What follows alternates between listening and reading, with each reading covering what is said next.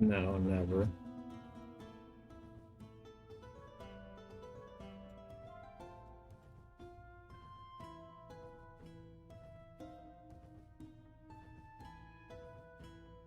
It is what it is.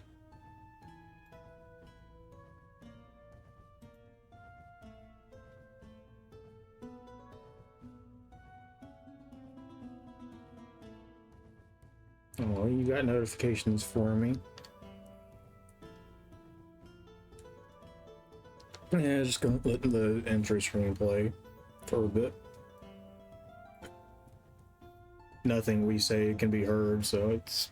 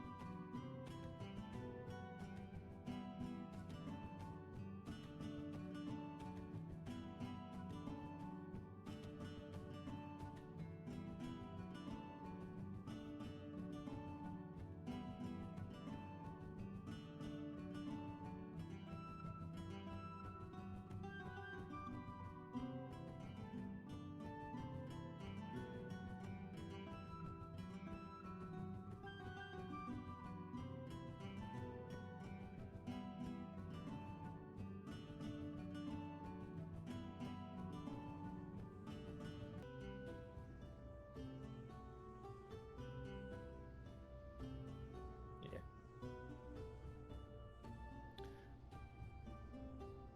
For everyone that'll be watching this in the future when it's uploaded, we are starting a podcast. So I think what we're talking about every other week or so, probably. That's what yeah. we talked about. So usually twice a month, you'll be getting some recordings of this put up.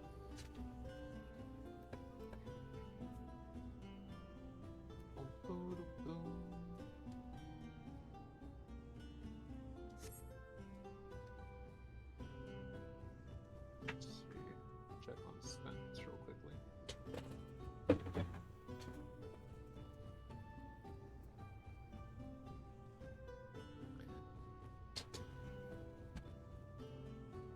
He should be back in just a second. Yeah. Probably not that long.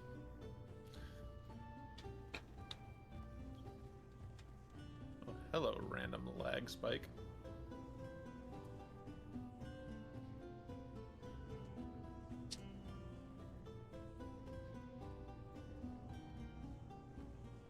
Alright, now you guys' chats are up so I can see it.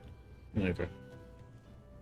I'd say I'm actually playing 14 on the PS5, so it shouldn't be lagging at all. Oh, you're doing it on the PS5 right now? Yeah. Nice.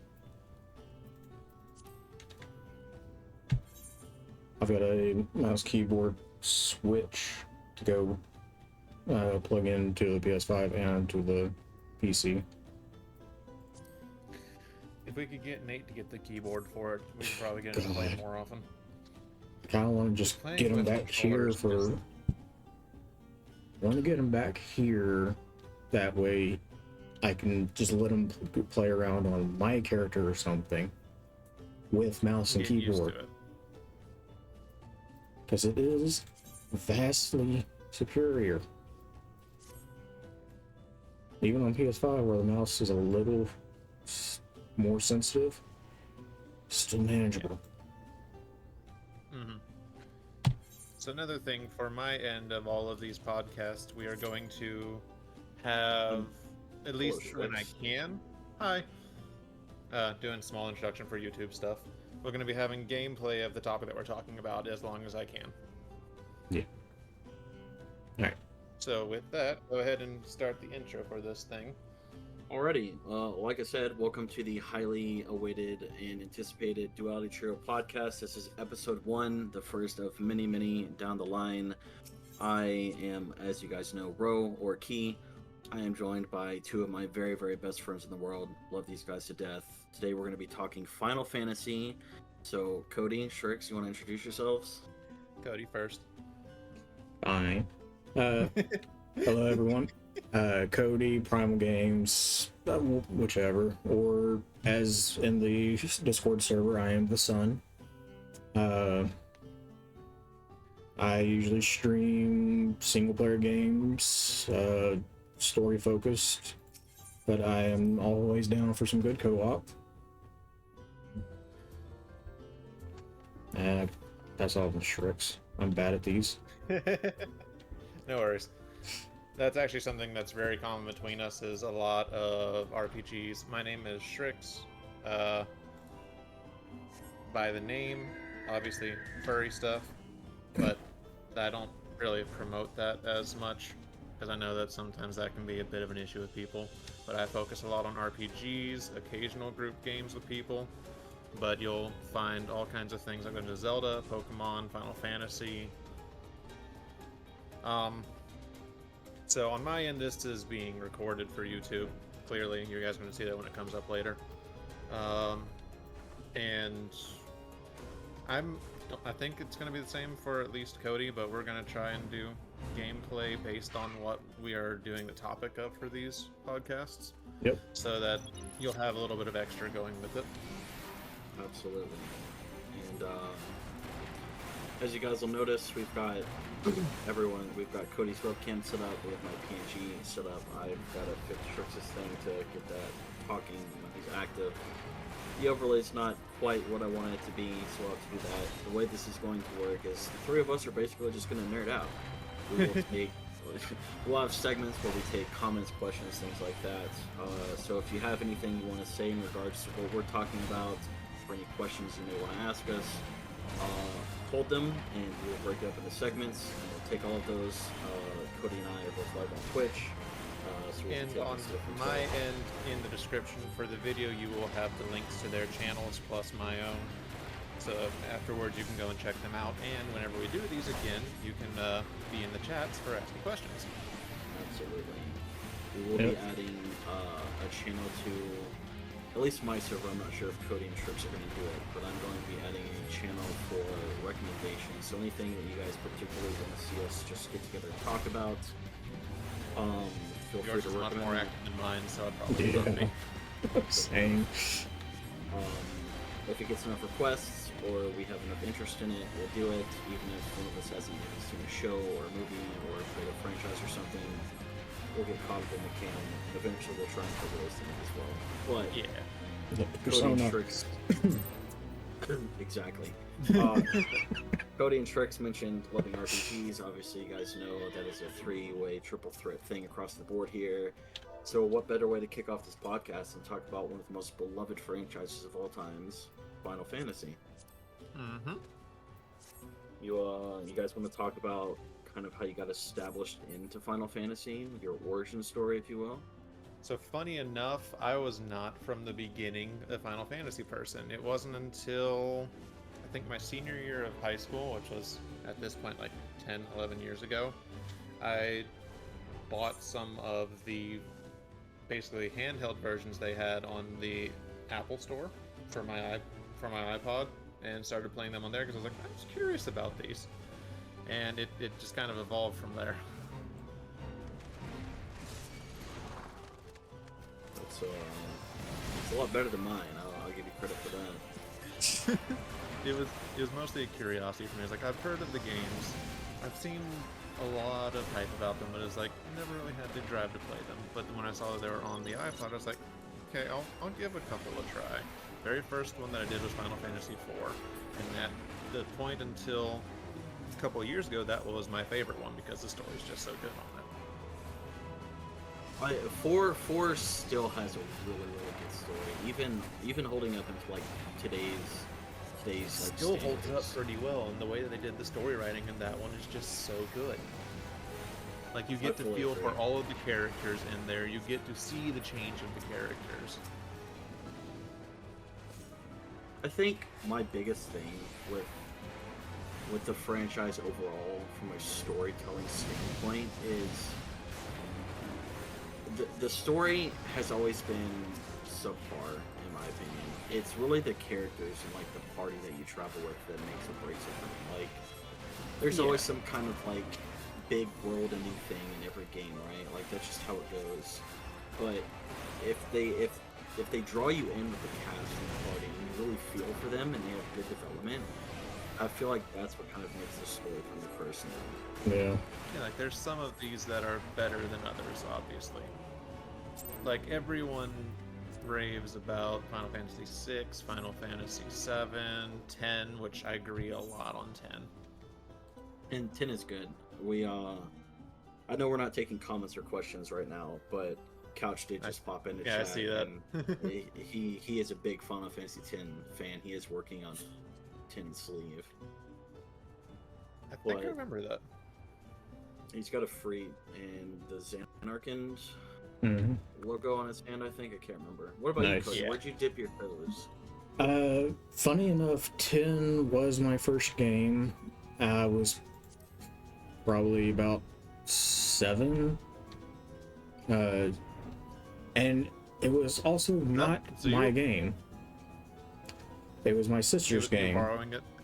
Well, my sister got stuck. She asked me to give a hand at it, and I was like, sure.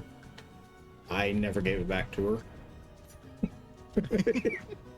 I just picked up where she was stuck, got her through that part, and then created a new game. Do you remember where she was at that point? Oddly enough, yes. Right before Operation... right before... Mayhem? yes. So the road before that with all the mushrooms and whatnot, Oh, you were on the Chocobo Eater then, basically. just past Like, it. shortly after that. Yeah. Right before you fight The fact that I Seymour. know the game well enough. Yeah. No, you don't fight Seymour on Mihen. It's fighting the Sin spawn. Seymour is later when you're in You're on the it's the first half. Makalania Temple. Yeah, it's the first half of the road before Makalania. Because you stop halfway through it to fight Sin, and the entire beach gets destroyed and whatnot. That's right before Jose. Yeah. Yeah. The fact that I remember most of all this. True fan. Yeah, she got stuck right before you go up to the op center. Gotcha.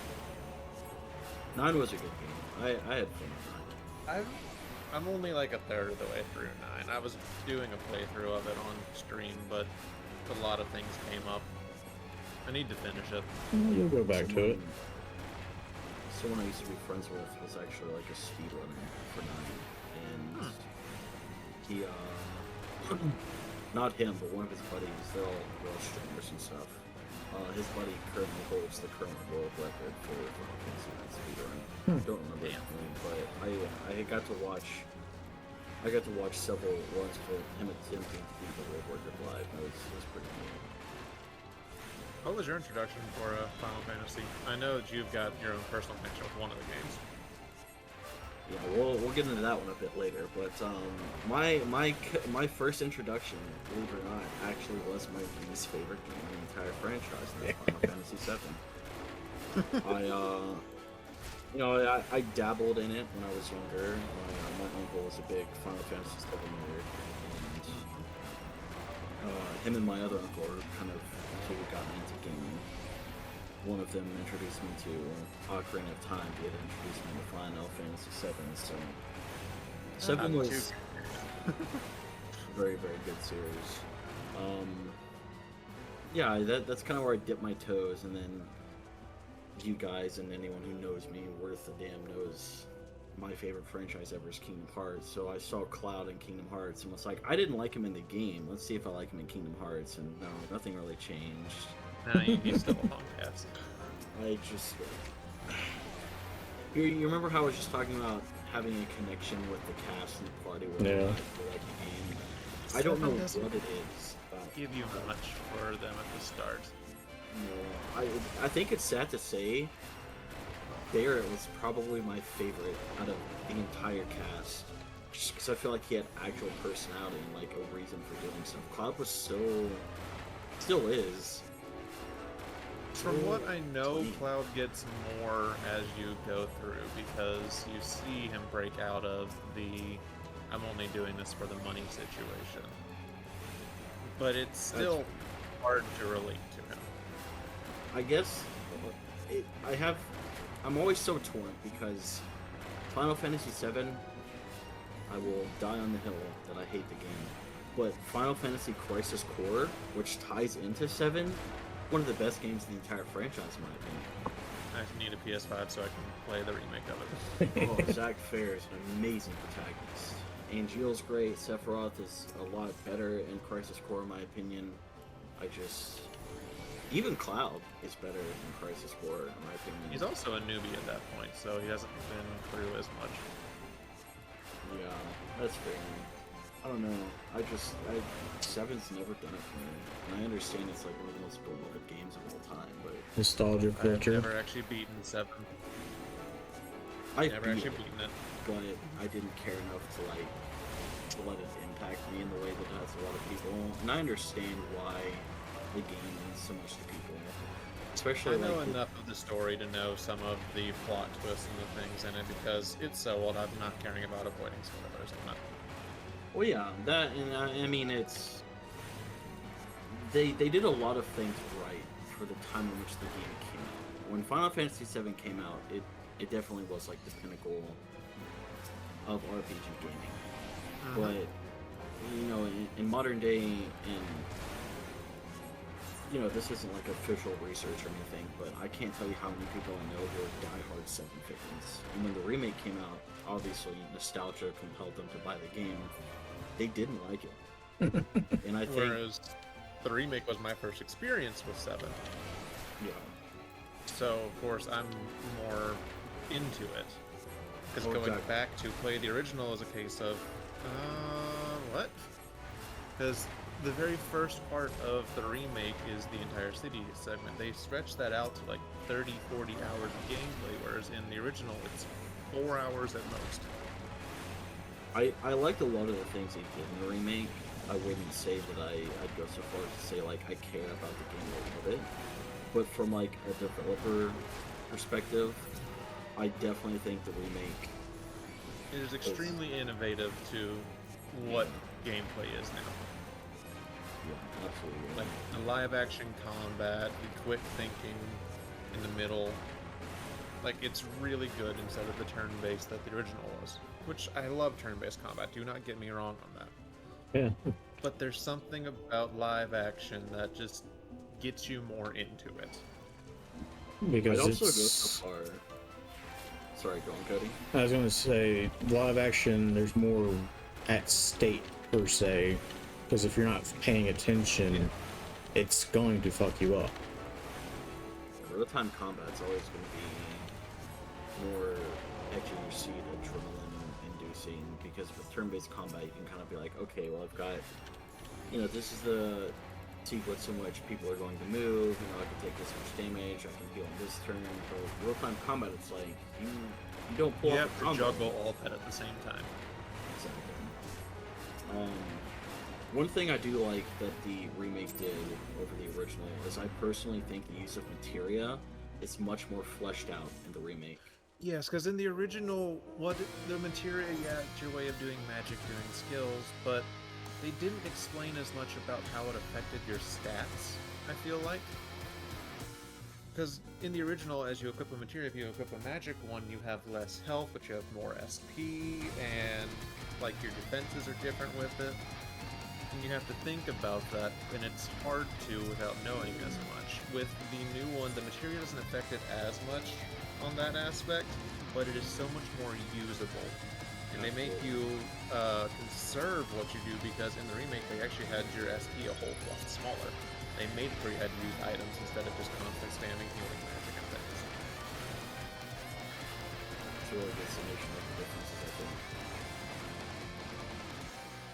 What about you, Cody? What are your thoughts on materia and the original versus remake? You haven't played the remake yet, have you? No, I've seen gameplay of it a little bit. And honestly, the only experience with 7 that I have was on... It was a PC port, or as an emulation of it, I don't know which. But I honestly did not get too terribly far into it. You're missing much. I mean, the little bit that I did, story. yeah, and that's usually what I focused on. I remember getting to the point where you're traveling open plains or something. After you get out the city. Yeah. Which that's only like 4 or 5 hours into the actual game. Yeah, I obviously put much time into it. The farthest I got with it in any of my playthroughs was recruiting Yuffie and getting to the second island after the big parade for the president, where you disguise yourself and get onto their ship. Yeah, the parade was annoying. I hated the marching. Yes, the key commands, specifically. Yes, it was so bad. It was horrible. They brought that back in 9, didn't they? If they did, they made it better. But I don't think they did. I don't remember it. I don't think they brought it back. Wasn't there like Unless a it was- sequence in which you were like fighting off guards? I don't remember the name very well. But I've only gotten through the first disc apparently with what I've done, so I could not tell you. But from what I have gone through, there has been nothing like that. I'll have to look into it. Maybe not too much longer. And I've not played every single Final Fantasy. I'm a fan of the series, but just some of them do not appeal to me as much. To be fair, I've beaten the original one. a majority of them I still need to play, in all honesty. I have dabbled in all of them, other than 11, because the servers are basically shut down for that one. I can't touch it. Yeah. It's upsetting, but it's another MMO. I have a question for the both of you. Before we move to that question, I want to ask, because this is probably one of the most controversial things when it comes to the Final Fantasy franchise. Thoughts on Final Fantasy 12? I enjoyed it. I still need to beat it. See, I enjoy the way it is, but there's something about it. Every single time I get about halfway through, I just completely lose interest. And I know exactly why it is. It's because Vaughn is not a good protagonist. There's he was that, thrown yes. in last minute. Yeah. Because the original protagonist was supposed to be Bosch. Here's the thing. Like, the way that the combat's done in there, love it. Oh, The way yeah. that the story is done, it's good. It's just hard to follow a specific character. Yeah. But my thing with 12, I prefer the original over the remake. That's The Zodiac Age versus... Well, no, how they did the job system. In the original, any character can be anything. The remake, you choose two classes for each character, and you cannot have the same. You cannot repeat. As like, I like being able to steamroll everything in the original. And how within the Zodiac Age, some of the characters are set up more to be a certain class. Yes. To where technically, yes, you can make them other classes, but it's designed for you to not. I'm gonna turn something weird when I'm tapped out of OBS on this. My recording. Thinking back, Check back on will you guys look at Gary's comment and on my chat? I cannot remember actually. That's a good question. 12 was... It was the start of their action-based combat. Yeah. It wasn't quite active time, because you still had, like, the fill-up meter for doing your moves, but it was not turn-based entirely. No, I think there was an option to make combat turn-based, but There was an option that you can make it to where when you're selecting your moves, it pauses the enemy. yeah, it essentially makes it turn-based in that It's like the sense. stagger meter from, or the wait time from 15. A little bit. But I actually got started in 13. the gambit system. Yeah, they kind of reverted it like, from 12 to 13 because 13 was primarily turn-based. No, not exactly.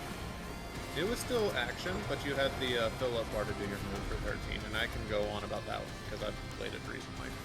The paradigm stuff in that, the way that they did the combat, it was still all action-based because it wasn't a you move and your opponent moves. You know what? You're right. I am misremembering. There's anytime I think of 13, there's one specific light that always pops into my head. I'm thinking of the way the fill-up meter and the stagger meter work. Gotcha. Which leads me to my next question. I already know Shrix's answer, but I'm sure chat would love to know Cody's answer too. What is you guys' favorite games in the franchise? So, as I said with the introduction for it, my original favorite was Final Fantasy IV. Until, at this point it was 2 years ago now, I had my very first playthrough of 13 on stream, which I kind of wish I had recorded it, put it on YouTube at this point, but that's well in the past. And just the way that the story was handled, the scenery, the combat, I really enjoyed it against a lot of other people's thoughts on it. Because a lot of people would call it hallway simulator. Yes, I understand that. It's very linear on it. Yeah. But there was so much that was said about it that most people would turn you off of it.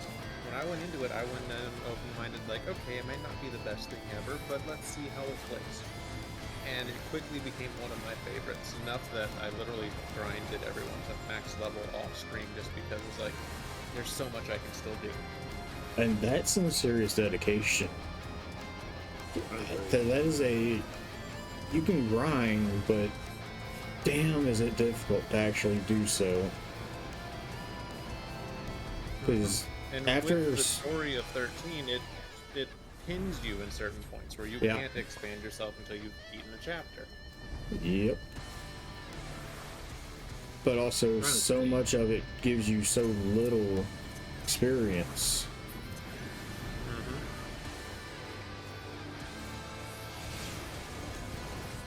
I liked at least half of the 13 maps. My biggest pull of the 13 trilogy is, first of all, I know this is a very heavily disagreeable opinion. I didn't care for Lightning. I can sort of agree with that. Lightning does seem very generic. But at the same time, the interactions that she has with some of the characters, especially after you see Oliver caring for her sister and all that, the end of the very first one where it's them being reunited and all the stuff with Snow, it's very endearing.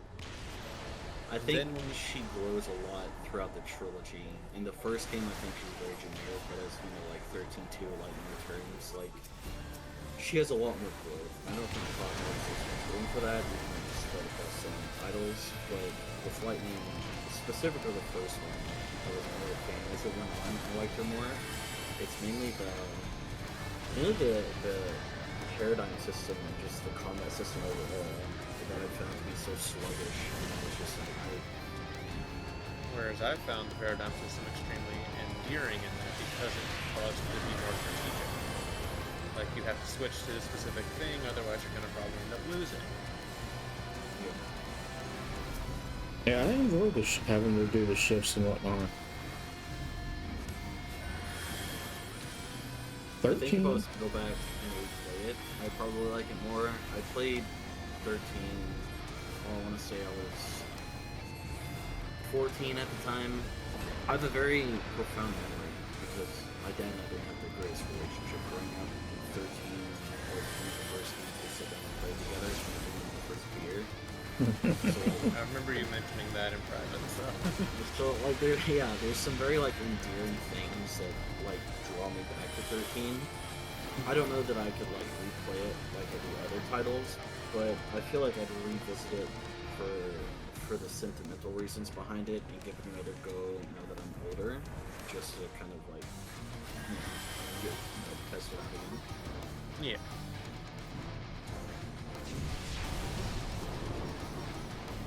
What about you, Cody? What's your favorite title in the franchise? It is hard to choose just one, which I know is the bitch answer. There's so many of the different ones that just draws you to them. It's hard to pick. Really?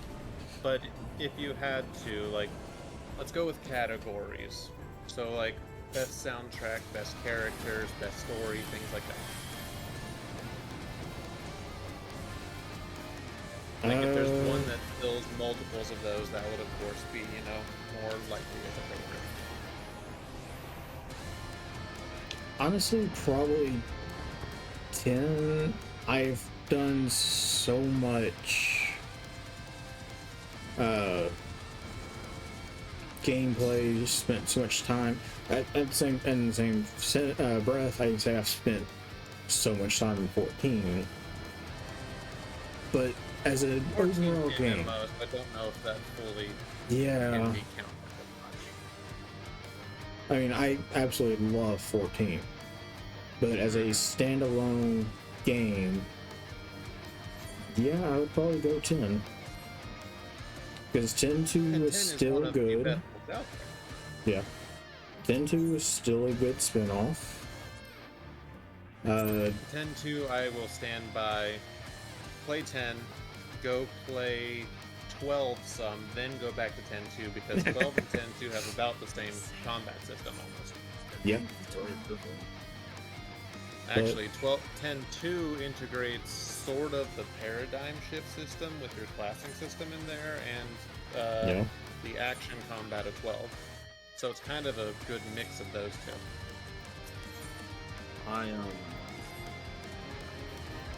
I suppose since you two have shared, I'll share, and which comes as no surprise to anyone.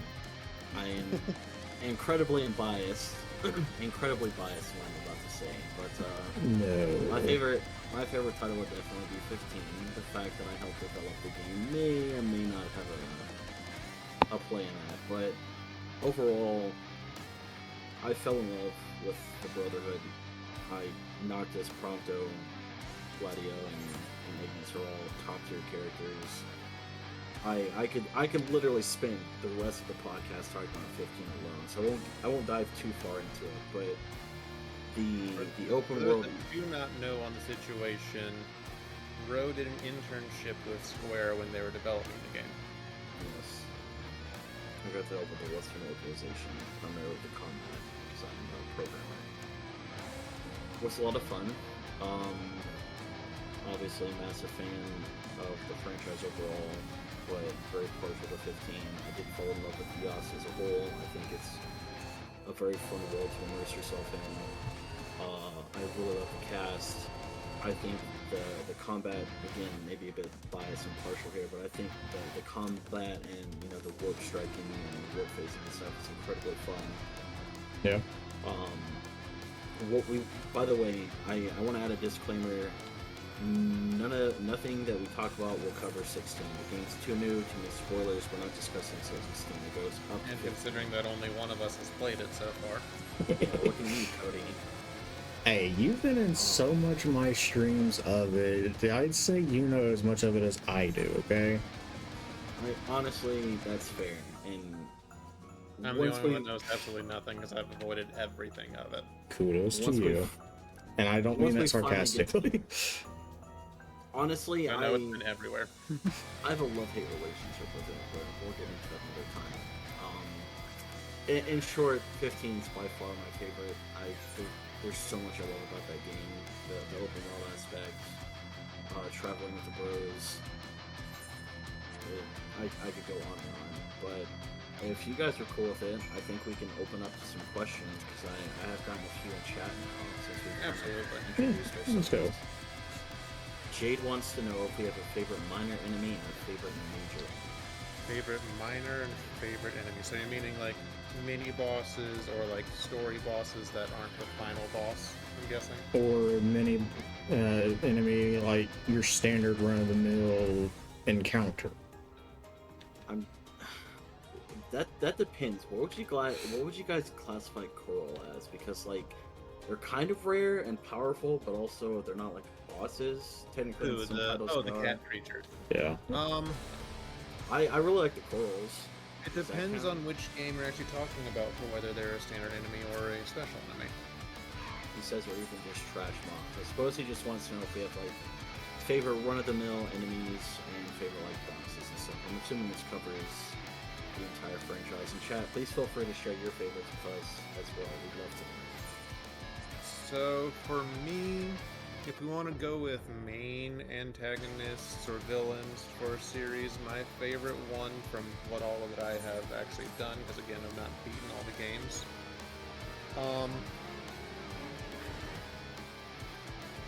surprisingly is not from 13, it's from 4, and it is Cecil's brother in there, which if you don't know the game, that's technically spoilers for me saying he's the brother, but it is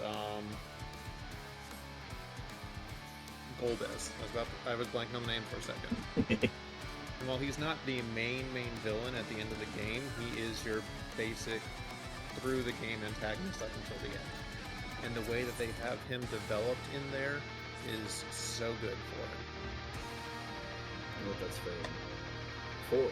It's like we were saying earlier, 4 still holds up. I think 4 is probably really one of the does. best Final Fantasy titles to date in terms of like writing and just immersion. If I had to choose a second one of the more main antagonists, it would have to be Arvin from 15. Yeah. Arden's fun. Arden, yeah. It was really fun going super. It's so with him, it is a case of you're meant to hate him, but I can't. It's exactly that. Like he's written to be as the villain, but there's a part of you that's like, I understand though, you know? It's like it's one of those where it's like I want to hate you, but I feel for you, and I think that's a nod to incredible writing personally. What about you, Cody? You got any favorite battles and stuff?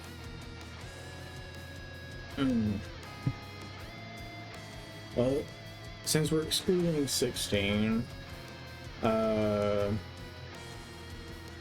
those are the freshest boss fights on my mind, Let's Fair see. And for me, some of these are fresher because I replay some of the games a whole lot. Right. So. I mean, 14's got some pretty good dungeons and raids and whatnot for those kind of bosses. The Leviathan fight in 15 is really good. Oh yeah. And just the emotion in that scene as well. Oh yeah. R.I.P. Yes. But as far as the quote-unquote trash mob,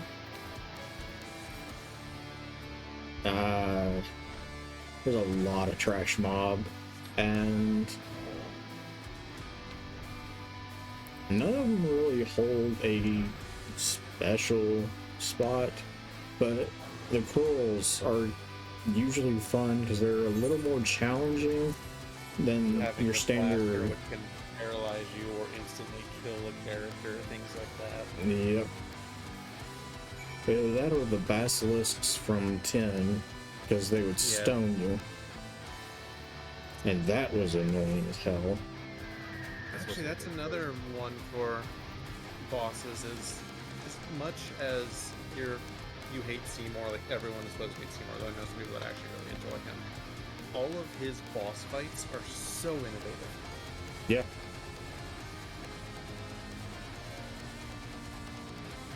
What were your thoughts, Shrix, because Cody? Well, Cody, you played 13 a bit, right? Played through it twice. Okay, so that's more than a bit. Do you guys remember the Odin fight? Yes. Yep. That would probably be one of my favorite boss battles. When I was actually doing my playthrough of it on stream, I had one person who, unfortunately, I don't see as much anymore, but they were a speedrunner of it. And yes, I was playing on easy mode because I wanted to care more about the story, but he was always saying like, "Oh, these bosses are walls," and then I'd end up first trying them. That's fair. But No. Odin was one of the few that actually made me lose once. It's a difficult fight. I think it's is. the reason I enjoy it so much. Like there's so much on the line. Everyone wants to know if any of us have played Mystic Quest. It sounds familiar, but I don't think I have. I've not done a lot of the side Final Fantasy games. I honestly haven't either. Like I've played Oh, there's Tactics. I've done Tactics a little bit. there's that. There's one on GameCube. Caravan Palace or Crystal Chronicles? That because it had the season changes. I remember playing through one season and it changed and it was like I had to redo everything. I was like, fuck this, and I stopped playing. I had the same thought when I was young. I have also not played Mystic Quest. I've seen gameplay of it, I know of it, but personally I never played it. Jade has just reminded me of another quote-unquote trash mod. Oh, Cactuars. God. Cactuars are so cute. Oh, they're cute, And but they're right up there with tomberries. I was gonna say Tonberries. No Tomberries, please. Those things look Having to nice. do that side quest in Strangers of Paradise with killing the 3 Tomberries was the most annoying thing. And that was an early side quest. I have a question for you too. I've talked a bit on this specific title before, but we've never really gone in depth on it. Okay. I kind of want to pick you two's brains because aside from 15, I think it's probably my favorite non-member title, and that's World of Final Fantasy. I think that is a fantastic game, and I know a lot of people who disagree with that. I know it's not a widely liked game. World of Final Fantasy is that one where you have all the characters mixed together, correct? Right. Yeah, Change you from have the chibi to standard, right? Yeah, you have your Lilican forms and Shingo for I can't remember the other one. I But, actually cannot say anything about that because I've never played it before. I've only ever I- done the demo. If I could recommend a game to pick up, it's a Final Fantasy non-member title. Specifically Shrix. Cody, I know you like turn-based games and stuff as well, but You know what? Yeah, both of you. You can like full on, quote unquote evolve your mirages and stuff, which is what all the monsters and shit are called. If I remember right, it's also along the lines of basically Fire Emblem as well with some of how they do it. 'Cause it's a tactic style, isn't it? Slightly. I mean, you're just building like different teams and variations. You have a large stack, a medium stack, and a small stack, and you kind of just stack on top of each other. But does it have a full set story to the thing, or is it more like? Oh, absolutely. WoW has a very lengthy. I think I was like 150 hours into the game and still going through the game. Huh. Very long. A lot of fun stuff too. Of course, like, it has like your main story. Then you get to a point where you think it's the end, and the game pulls a total Uno reverse fuck you. You have another like 30-40 hours of story. Huh. Really, really good game. I was just curious because I know not a lot of people are a fan of that game, but I think it's one of the best titles done with the entire franchise. I would play that game on stream. Absolutely. I can't say anything, of course, I've never played it, but I'd go into it fully open-minded on it. That's how I go with games, even if they're ones that people say are trash. Like, let's see for myself whether I'm gonna like it or not. Like, of course, the opinions of others will. In all fairness, 13 is widely disliked amongst the community. I mean, it has that niche fan base, but yes, majority of the community, and they're going to say their least favorite is 13. And again, I think there's a lot of fun things that 13 did, and I do want to revisit it as an adult, because I think the time in which it came out, people weren't necessarily ready for that style of gaming it, if that makes sense. But yeah, the fact that you go into stuff with an open mind, I think out of the two of you, I think Cody would like WoW, but I think once you got to playing Shrix, if you did, I think you would really, really find yourself immersed in it.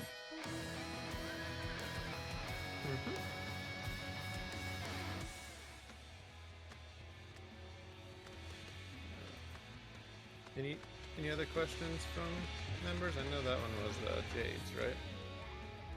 Jade asked about the mobs, and then Nero asked about Mr. Quest, and then Jade brought up the Cactuar enemies. Gotcha. Yeah, and I didn't actually say my favorite for the trash mob stuff, but it's actually not the corals or anything like that. Yeah. One of the most recurring enemies that you ever have in the games are the soldiers. And I like the way that with each of the soldiers that you fight, they have such different moves they can do against you. That's fair. They have different classes, subclasses and stuff. Mm-hmm. I've never really taken that into consideration. I've always just been like, okay, these guys are incredibly easy to beat. Let's move on. But thinking about it now, yeah, there's so many classes and subclasses of just the soldiers and going there.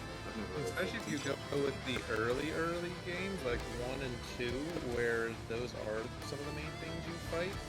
Especially 2, because that's the whole story is going against the Empire that's basically killed your character's home town. When you look at all the moves that they can do against you, it's interesting how strategic you have to be sometimes. That's very true. Ooh, Nero's just giving us a really favorite good ultimate weapons. Fun fact, never got an ultimate weapon in any of the games except for 10. Because I have gotten the ultimate weapons for a lot of the characters in there. Yeah, but some of the requirements to fully unlock them are so ridiculous. Actually, I guess technically no. I have gotten the quote-unquote ultimate weapons in Final Fantasy IV. So I've been playing through the complete collection on the PS Vita as well, which lets you get ultimate weapons for the characters that you are technically not supposed to be able to play. But with the complete collection, they give you the option to add them to your party for the final dungeon, which is really cool in my opinion. So you have like the ultimate harp for your bard and things like that. I think I just have to be basic here to the ultimate blade for Noctis. Upgrading your engine blade to maxing the ultimate blade. Though the ultimate blade for Noctis wasn't all that strong in comparison to previous ultimate weapons. It was a little disappointing. That's honestly something I never did in 15. was fully upgrade any of the upgradable weapons. I upgraded some of them, but it was just a pain for finding all the parts to get them upgraded, which I know Right. is supposed to be part of the whole thing. I mean, I would upgrade as I could, but I didn't deliberately go out looking. I think the funnest thing for me with 15 in terms of weapons, and keep in mind this is after I played it on PlayStation, because obviously I had been pre-ordered. You know, I beat that, platinum that, and I've obviously picked it up on Steam. The mod that you can add, like I've done a playthrough on Steam where I'm walking through with fucking Oathkeeper and Oblivion on as daggers, and it's like.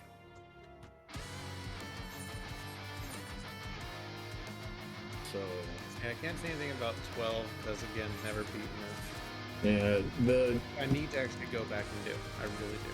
the weapon that Neural is talking about, I want to say it's a lance, but I do know what one you're talking about. I never get it just for that reason.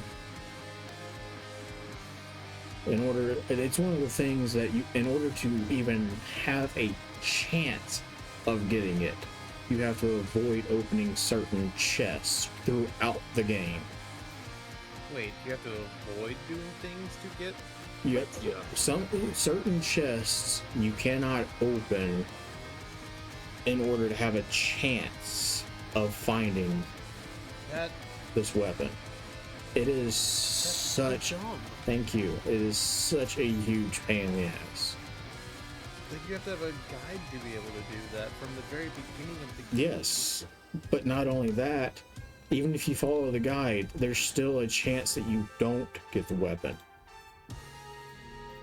So it's a percentage-based one?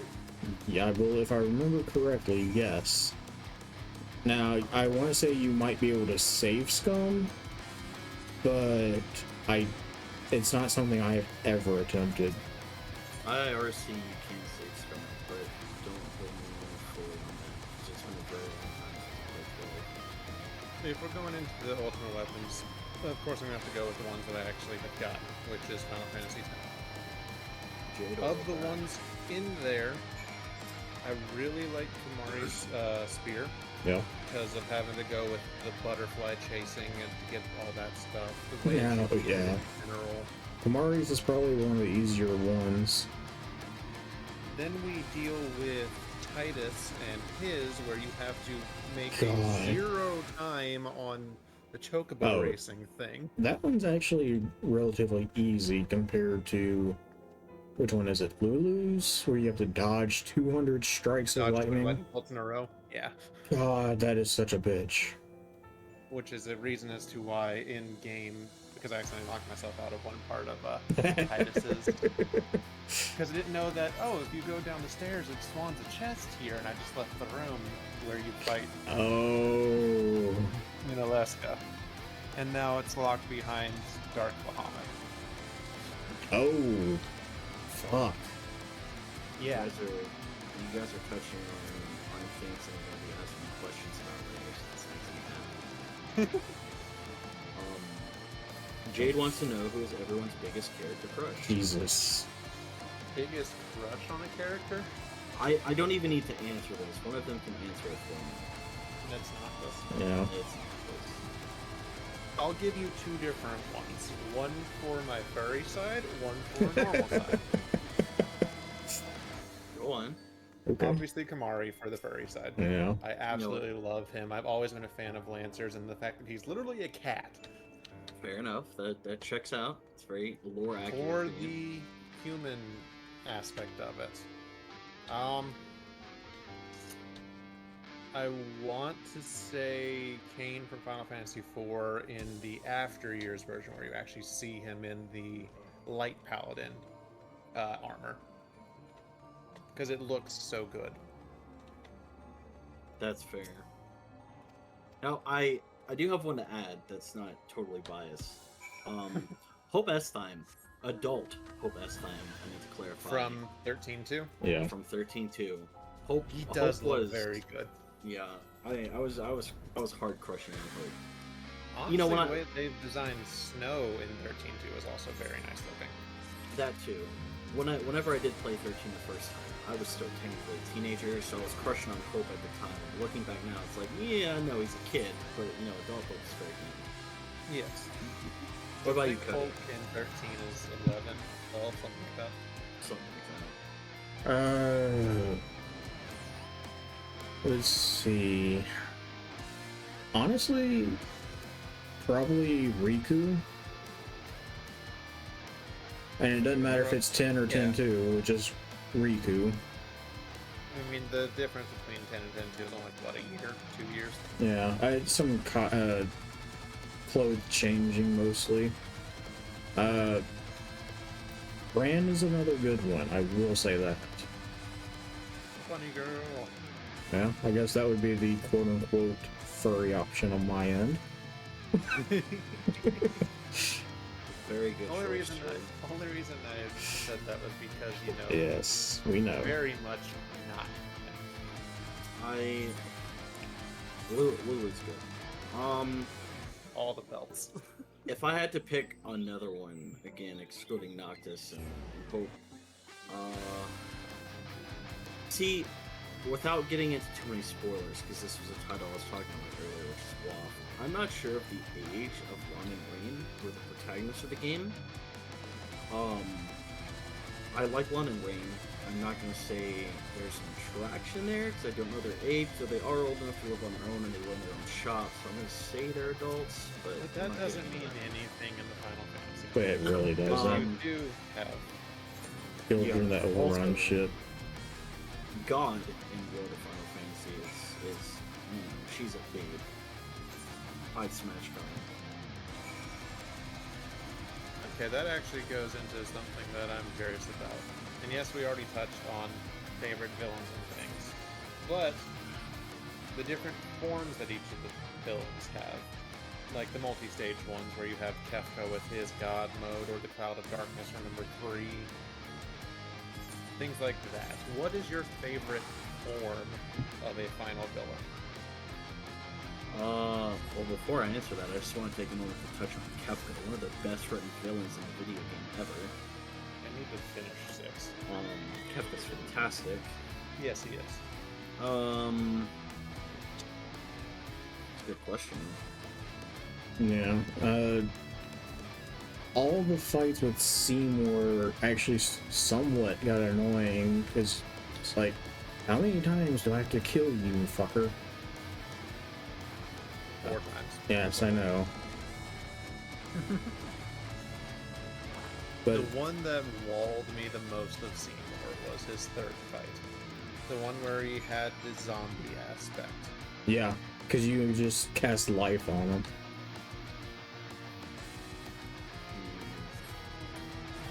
I don't know that it's like a big bad, but I've always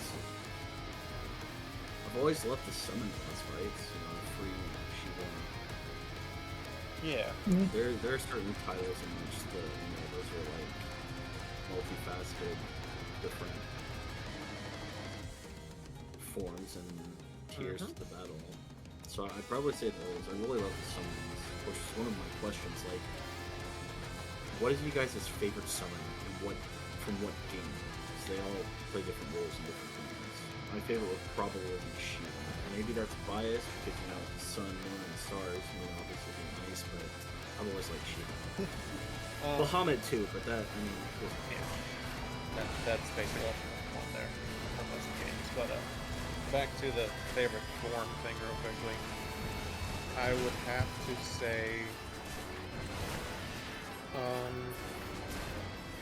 I like the Seymour forms. They're very innovative, make you think of things.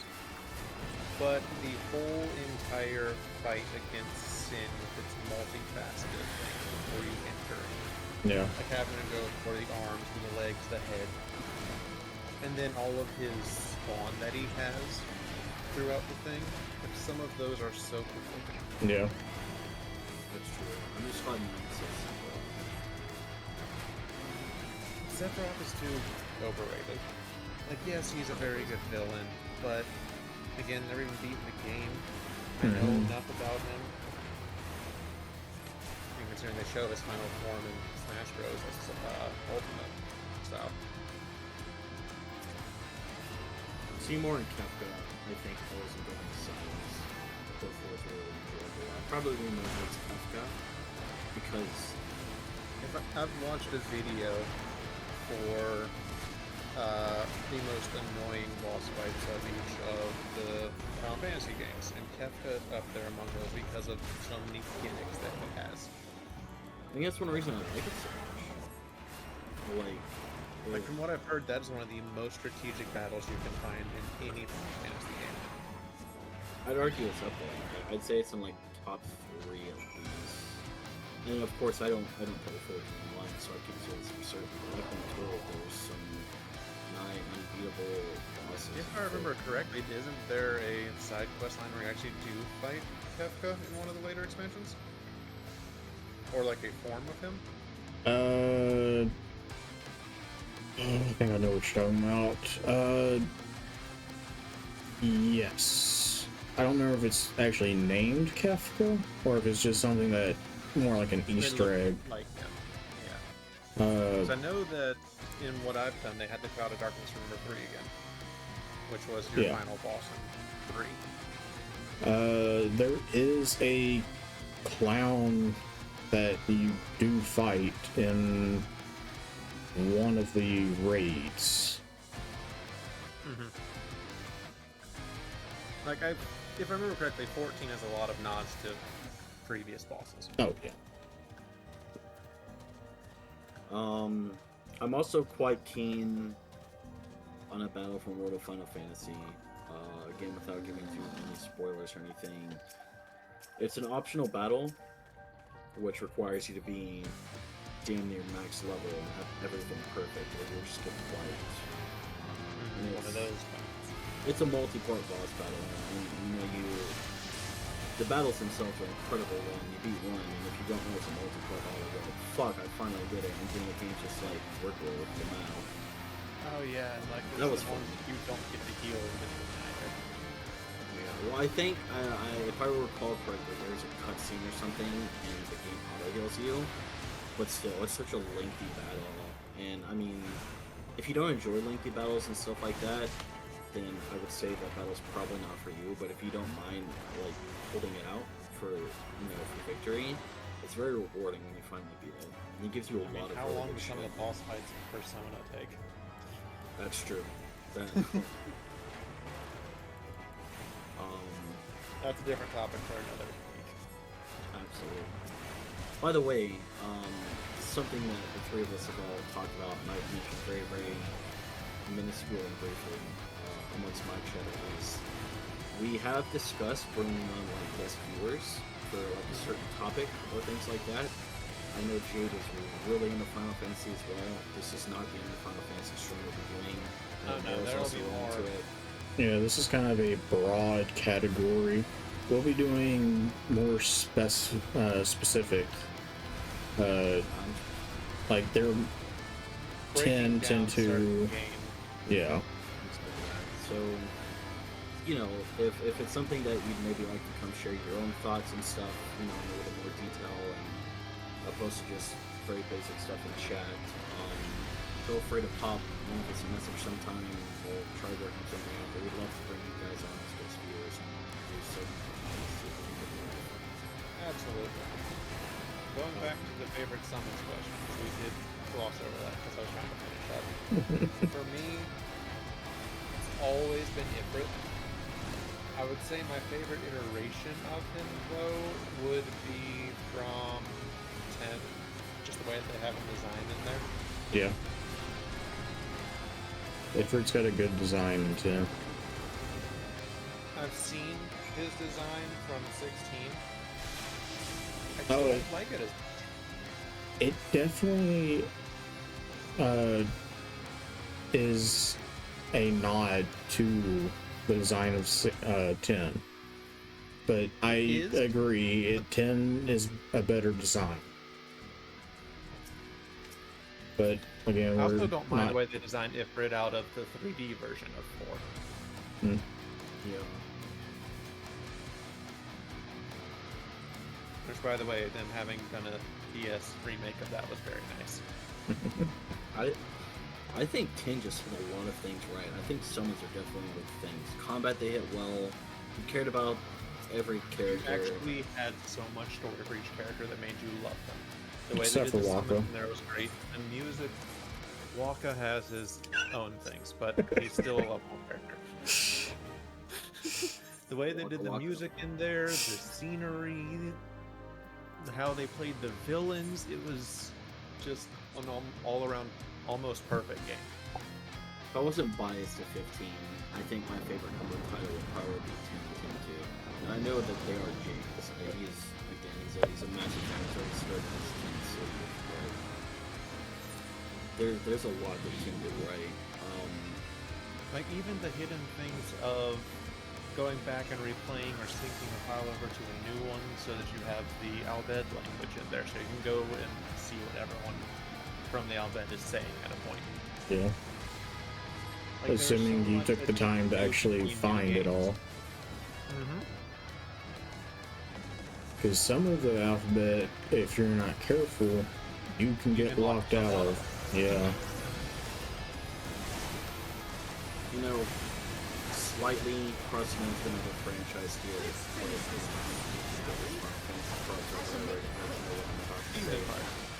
I'm a little upset that we didn't see more of Titus. Obviously, Cloud was a very recurring character. Well, considering the fact that the only other one that you see from the first one in a later one is Selphie, which is a Final Fantasy VIII character. Because they show her with Kairi being more grown up. Like, actually almost the same age she is in 8. One of my biggest school student in 8, basically. Yeah, one of my biggest wants out of Kingdom Hearts, and this is including, because you guys know me, I think Kingdom Hearts can still make some. It doesn't need Final Fantasy, despite what people want.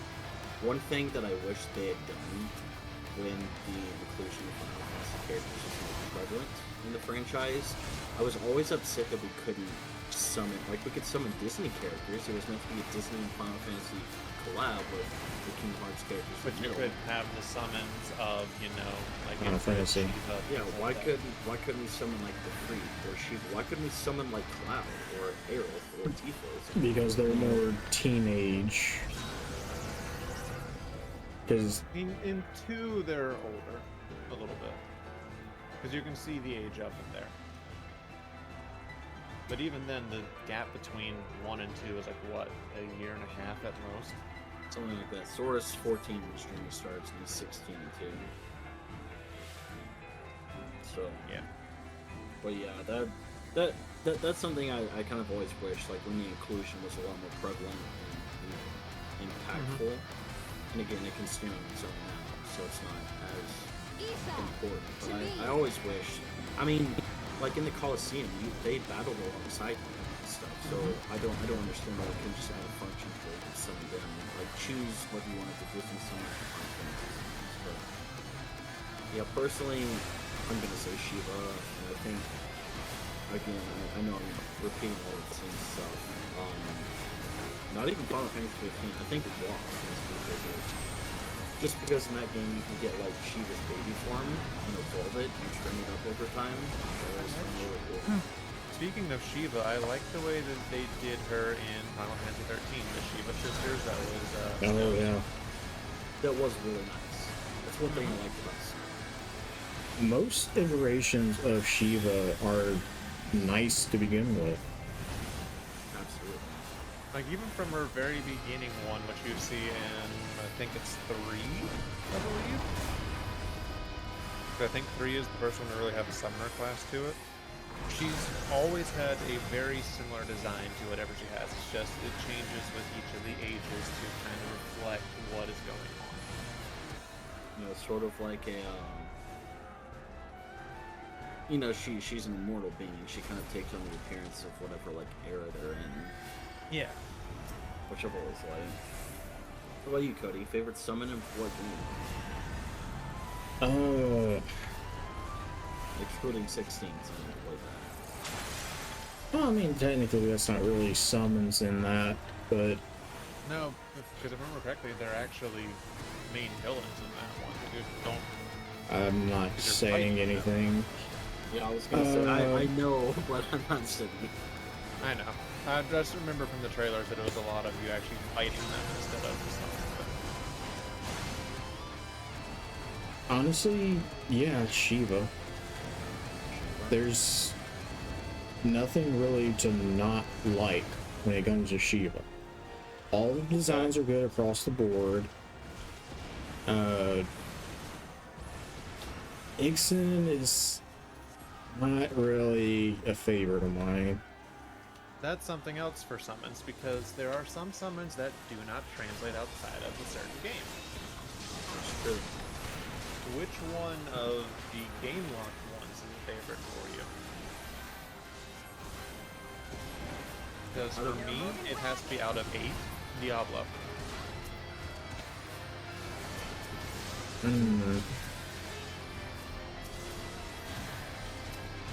My favorite would be one that's not available in every game but still relatively recurring. And that'd be Leviathan. Because Leviathan's not in any titles, but she is a recurring character. And I do quite like it. Actually, Leviathan, depending on which game, is male and female. Because in Final Fantasy IV, Leviathan is the king of the spirit world. I'm surprised nobody said Brahma. Yeah, That's actually the one I was just thinking of. But he is in so many games. He's another one of the recurring ones. Very much so. Yeah, he might not be in every single game recurring in that sense, but Neither is Ifrit, because if you go into 12, none of them exist. no, they're just the names of ships usually. Yeah, and that was the thing with 12, is that the ships were named after the summons instead of the Yep. itself.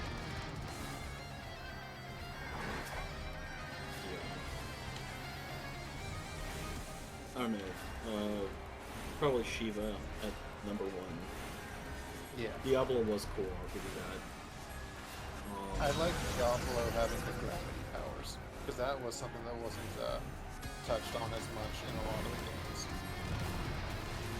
Because while gravity can't exactly kill, It's always one of those that does like a percentile damage to your health instead of a Yeah.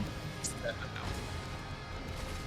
I can't remember exactly what title it is, but technically not like an immortal summoning, but is a nod to Final Fantasy 1 and Warrior of Light. You could summon like a Warrior of Light, you know what the title is. I can't remember the name.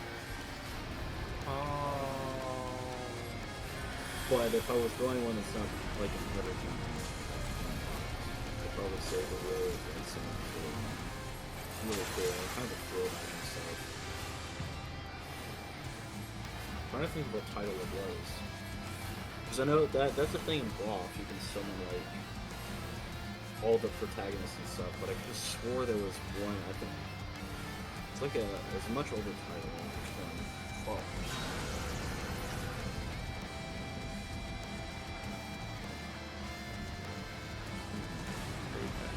Check the recording so I keep on going into the game and just show it pausing my time, which I don't know if it's the open. So I love that. That's not annoying at all. I don't even know if it's fully been recording when I've had the game open, so. What is you guys' favorite niche with Final Fantasy? By niche, do you mean like the internal games that they have in them, or like fighting methods, like that? Like something that you feel carries over to primarily every game. Because every game's obviously different, but Okay, this No. might actually get me a little bit of hate, but I don't like the job class system for a lot of the games. I prefer them having a set class to their characters. That is entirely fair. Because that's kind of what that's actually kind of what my gripe with 12 Zodiac Yeah. Age was. And let me clarify, Your the game of only Zodiac Age reason doesn't bother me because you technically have a set class at that point. Right, but the only It's just reason Zodiac choosing Age bothers me so much is because I was so used to the original that it was just such a change. If I had played Zodiac Age first, I wouldn't have cared so much. I would say favorite thing from the series that would cross over through most of them. I would have to say all the airship stuff, because it was really cool going through part of the game, walking around, and then at the end getting the ability to just go wherever you want. Yeah.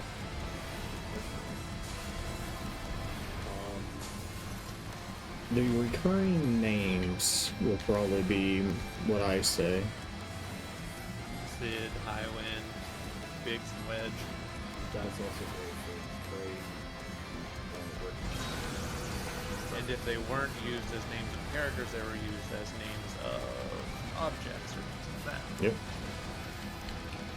I think for me, I've always been a fan of the magic spells. Yeah.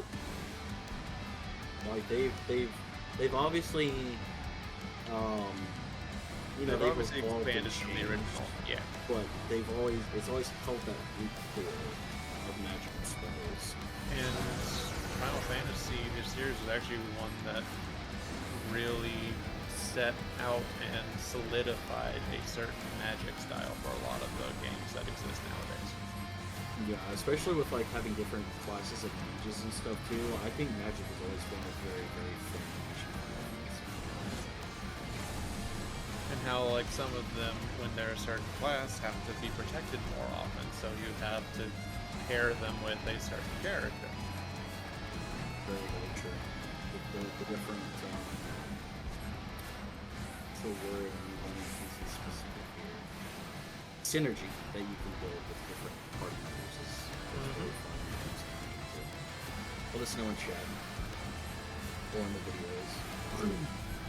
That's actually something that I would like to see in the future. I know they have it in like the Final Fantasy Tactics and things like that, but you know how in Fire Emblem they have the synergy stuff, like the more they fight together, they get along more, they help each other out. Like if they had something like that, where if you had a certain group working together, they became more powerful together. Like they would block attacks for somebody, or they would, enhance their stat, things like that. I don't love the relationship with that mechanic in 15. Sorry I cut you off there. No, you're fine. I was gonna point out in 10, depending on specifically which female character you use the most, will determine the hidden love stats. Yes, that will determine who throws you the blitz ball at the end. It's like, that, why and is this a also thing? It changes the schemes ever so slightly. Like the ones you have the most with, they'll be the first person you talk to in like cutscenes and things. Yeah. Like, I was fascinated when I found out that was a thing. It's like you can actually sort of romance that, and apparently 7 has that as well. You can actually apparently have a romance with Barrett in there. Interesting. One of my favorite. I have so many more questions for you guys. What is your favorite relationship between characters in the franchise? I will say Barrett and Marlene have one of the sweetest relationships. We're gonna go with canonical relationships or ones that you build along the way. Either or, because obviously Barrett and Marlene have that canonical relationship. If it's one you build along the way. If you build it along the way, explain why you choose that one. I'm trying to think of what I will say that is one of the rewarding things with 7. I think Barrett's love for Marlene is so visible, and you feel so much for him, which is why I think, in my opinion, Barrett's one of the best characters in there. I think it's why I care about Barrett so much. Maybe that's, maybe it's because I'm a dad now and I relate more to him, but Barrett, there's something about Barrett that really drew me. And I think Barrett's one of the only reasons I tolerated and if it hadn't been for him, I'd been like, fuck this. My answer for that, technically, if I was to go with the you choose it this way, I would have to say the relationship from 7, where, because I'm always a big Aerith person. Yeah. And this is not spoilers at this point anymore. I wish that if you did have a high enough relationship with Aerith, she doesn't die. Yeah. Yeah, that would have been really cool to feature that. Like, she might not be usable anymore, but she doesn't die. Like, she gets paralyzed or something, but she doesn't die, which would be a very cool feature, like, if you had such a good relationship with the character. But if it was one that was a canonical, and this should probably come as more obvious for me with 13 being my favorite, I love the relationship between Sarah and Snow. Yeah. Like, it is the most wholesome thing in there. It's really funny that you mentioned that, because I was about to say that I actually do have a favorite relationship from 13. I think Noel and Sarah's relationship is insane, and I think Theirs is Snow's such relationship. And Noel and Sarah is such like a brother-sister relationship. Exactly. They work so well together. And I think Snow's relationship, obviously over time with Lightning, gets much better, and I think his relationship with Sarah is fantastic. Yeah. I think that's one thing 13 did really well. They did have a really good character development throughout. Even with the development between Snow and Hope in the very first one. No. Oh, Wow. Don't even want to start. I hated Snow, to be honest. But he warmed up on me, which is funny. It's all about ice. I also like.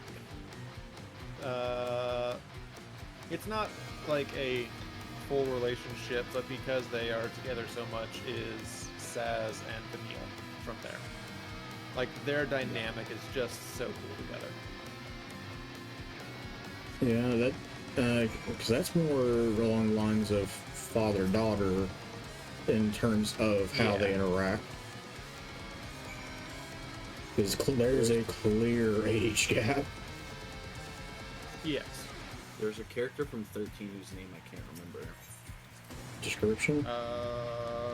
Describe. I don't know how to say this without sounding fucked up. African American Afro Chocobo. Oh, Saz. Yes, okay, thank you. Saz and his kid Dodge. Yeah, well that and his little Chocobo buddy. His little tiny Chocobo is so cute. That I really loved him too. From what I remember, again, it's been a very long time. Wasn't he Saz is basically a comic relief of that game. Yeah.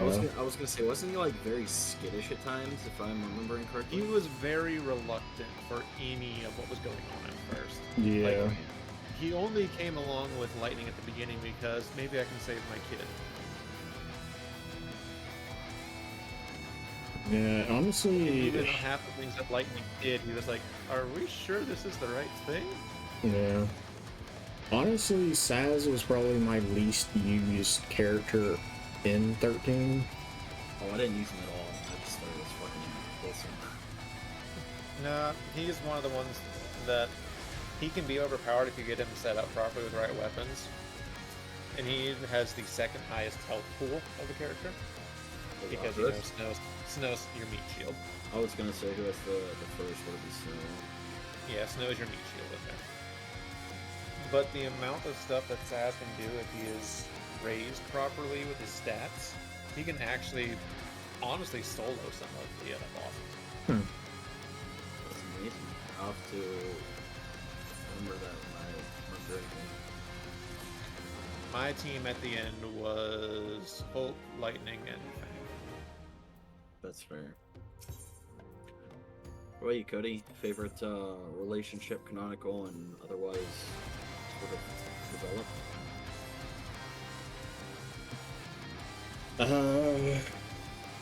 I mean, we've already touched on the Hope, or the, not Hope, the Snow and Sarah, because that's just a beautiful one.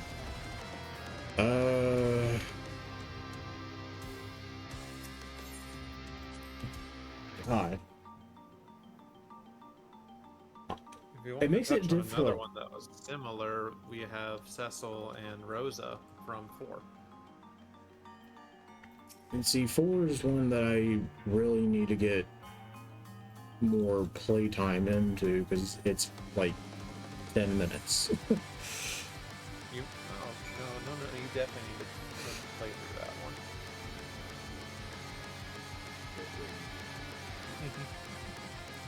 one.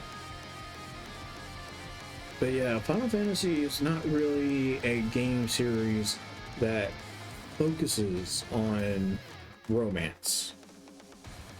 Like, you have certain characters that are obviously going to have that. Right.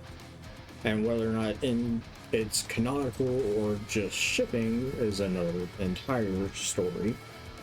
Yes. Perfect example, Noctis and Luna Freya or Noctis and the Bros. Look, you go searching for the right Final Fantasy 15 things, you're gonna see more of the 4 of them versus Noctis with any woman. And honestly, his strongest relationship in that is with Prompto. Yep, Yeah. childhood friends. I mean, Gladys like the King's Shield, and then Ignis was like his caretaker, but Prompto became like his actual friend. The other two were like bound to Noctis, but Noctis and Prompto built an actual friendship. Are you guys go through and do the side stories for each of them as well for 15? Yeah. Are you guys ready for possibly the best question of the stream thus far? Sure. I don't think so. I think it's something that'll be really fun. Okay. Well, before I ask this question, I just want to say, chat, please feel free to answer both of mine and Cody's chat. If you're watching on the YouTube video, hi Shrix's channel, please let us know in the Hopefully comments. the recording worked well. That too. We'll find out. Yeah, we'll find out. Given the fact that we have been given Final Fantasy movies, if you could choose one title, bearing in mind that you can't use the main plot from the games because every movie touches on a different plot line, what title would you choose to get its own animated movie, and what plot line would you want the movie to follow?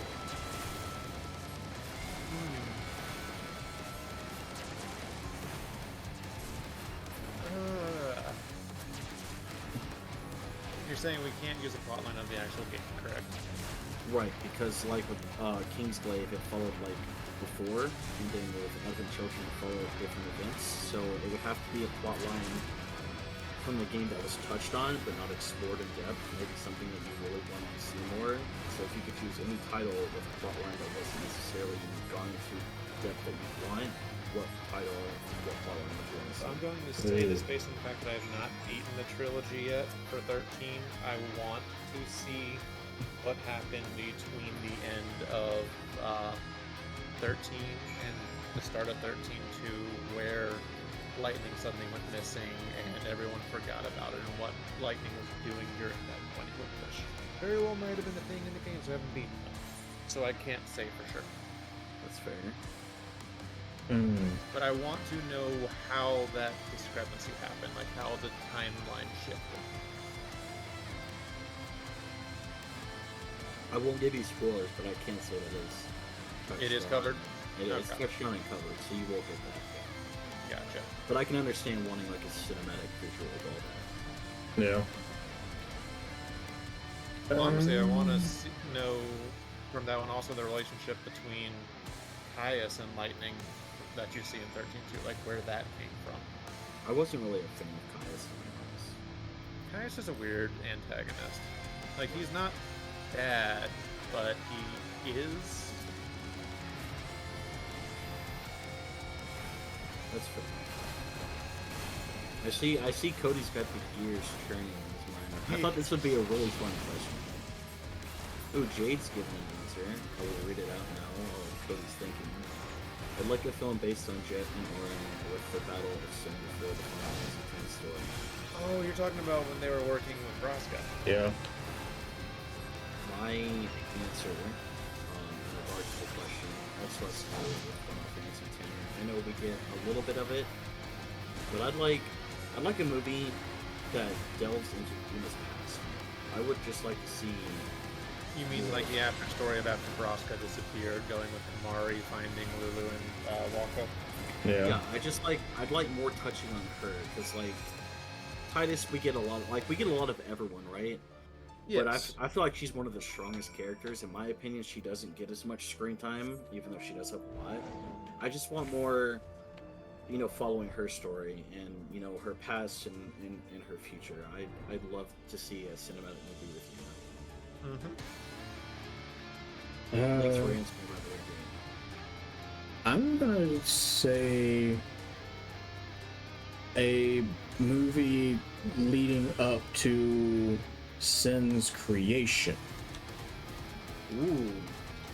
You mean the time between basically where Titus was at the very beginning of the thing up to the start of the Sade and things like that? Yeah, like the fallout that they talk about in the past? Yeah. And why Sin was their decision. Or why Sin was their answer to their... Yeah, because you get all the story about how Sin was created because the ancients relied too much on technology and things like that. Which I'm always curious about that. Because you see all the technology everywhere from the destruction, and a lot of it looks like it was extremely helpful.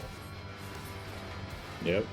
So you have to question as to what the past did with this technology that caused so many issues. Which I know some of it is war, because that's touched on. But there's got to be something else. I just thought of another one that I think would be a very, very good song. I know in every game it's kind of talked about where the elementals and suns and stuff come from.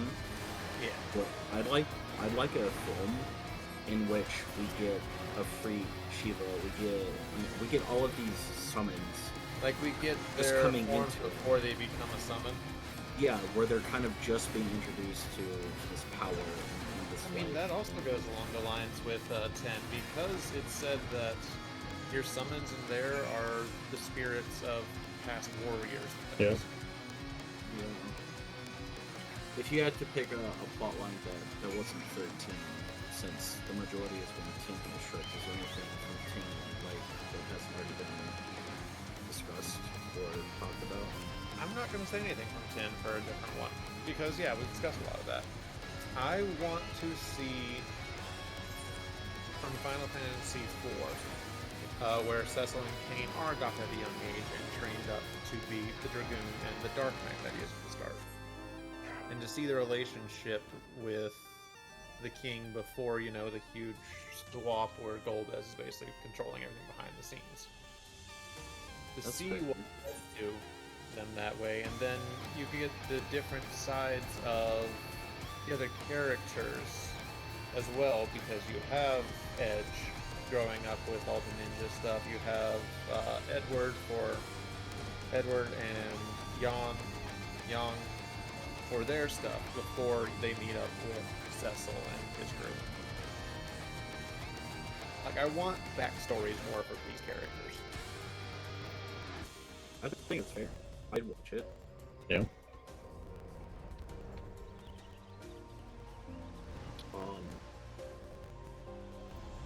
By the way, I think we can open up to a few more questions. If you guys have any, let us know. But Cody, Shrix, if you guys have anything you want to highlight on while we're waiting, feel free. I know I've been asking a lot of questions and talking about.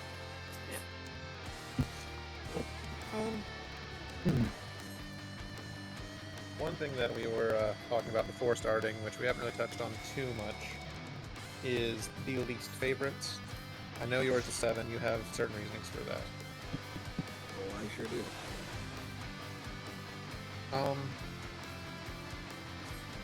I would want to say 12, but I've not given it an honest enough chance, like beating it, to say that it is a least favorite. If I had to choose, right now, from everything that I've done with it, Final Fantasy VIII, which is actually surprised, which I would say is an unpopular opinion, because 8's another big fan favorite. Because the way that the characters are in there, I have no connection to them. That's incredibly fair, in my opinion. Does it have to be mainline or just Final Fantasy Oh. name? Any Final Fantasy in general. Dirge of Cerberus. with Vincent? Yeah. That's right, that was another one of the 7s that I was focusing outside of Cloud's crew. I was wondering. Anything to do with 7 really outside of Crisis Core, I don't know really a fan of. I mean, chalk it up. You guys know I'm not a fan of anything mainstream. I would argue that Final Fantasy 7 is still incredibly mainstream. You have some of the thoughts on it, they're like, oh my god, Cloud Strife. Everywhere. I know I kind of, like I said, we talked about this a bit before we went live, and I'm sure a bit before. As a game developer, when you take a look at modern day games, Final Fantasy VII would not hold up. So much so that people didn't like it, like I said, and that's not, reconcilable research or anything, because this is all perspective based on people I know personally. But I feel like there's some kind of, backbone behind that, considering all these people die hard but sell their soul for Final Fantasy VII now. And to share that same common, ideology of the remake not being good, I think that the only reason 7 holds any kind of weight in 2023 simply is because of nostalgia. Because truthfully, Funny enough, I've had that argument with some people about 13, and the ones that, say it's not a good game, and I can see as to why some of that was. And a lot of that is because, with 13 being so linear, it first came out around the time where open world was starting to be more of a thing. yeah. Because with that, you had, I think, Skyrim was released around the same time as 13, initial Skyrim, and like the Fallout games, things like that, so much open world that when you throw in Final Fantasy 13 and how linear it is until a certain point, it does not fit with the gaming industry at that point. Yeah, and that's kind of why I said earlier that I think if 13 had come out before the time it came out, I think it would have been a much different reaction. I don't think the world was necessarily in that era of gaming, whether you want to say it was predated or outlawed. I don't think 13 came out at a time in which it was received very well, just because of the other titles that you said. Final Fantasy is such a household name that when we kind of shift meta and shift eras of gaming, people are expecting Final Fantasy to follow that. And other more household titles in 13. And with that shift, 13 was mid-development, if I remember correctly, so it's very hard to change an entire program like that. Absolutely. That's the reason why 13.2 was a bit more open. I guess you had the time shifting stuff where you were in certain areas, but it was a more explorable realm. Oh, absolutely. I think I'm going to answer this excluding 7, because obviously I have a lot of gripes with 7. And excluding 13, because I've just kind of given my thoughts on 13. I don't know if this is going to upset anyone, but truthfully, I personally just am not really a fan of Final Fantasy 9. I can sort of see. I can't say I've ever tried it. What I've played so far, the only character that I really care about in that is Vivi. Yeah. Vivi was great. 9 just felt like a cliche to me. It was... Your main protagonist in that is not someone that really has a reason to do what they're doing. It's the same situation as Vaughn in 12. Because, okay, your original task is kidnapping the princess at the request of somebody. The princess comes along with you willingly, you're not even kidnapping them back. True. There was so much plot rising on it, just real necessity. They threw so much at you at the very start, you're in the middle of a mission, basically. Like, you don't even have a lead up to what's going on. And then you have this annoying knight who is following you around because he thinks that you're coercing the princess into doing all these things. No, she wants to do this herself. And then you have the playboy main character who's not a knight of any kind, he's a thief. Incredibly annoying with that. Yeah.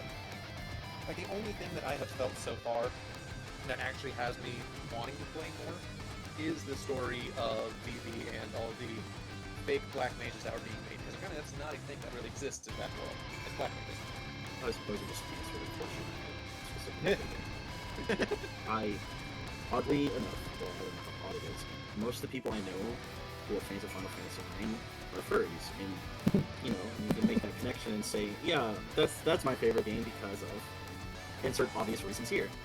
And excuse me, I was gonna ask you, you know, being a furry, if you felt any kind of connection with any of the characters solely based on animalistic traits/qualities. No, I can't say I really do. The character that I relate the most with is Vivi, who is a robot, basically. Shout out to Vivi. You don't love Vivi. Also, Vivi and Human Hearts is so well as well. Yeah.